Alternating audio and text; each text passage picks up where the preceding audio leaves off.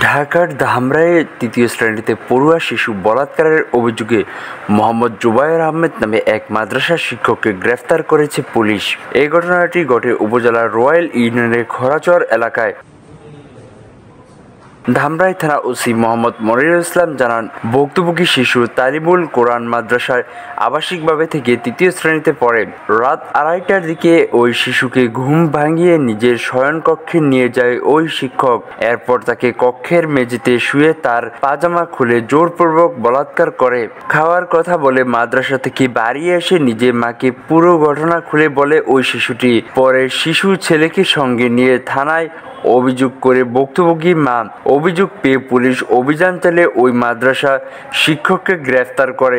অদ্য 5/5/25 তারিখ সকালবেলা সংবাদ পাই যে রয়্যাল ইউনিয়নের খরারসার তালিমুল কোরআন মাদ্রাসায় একটি ছেলে বলাৎকারের শিকার হয়েছে।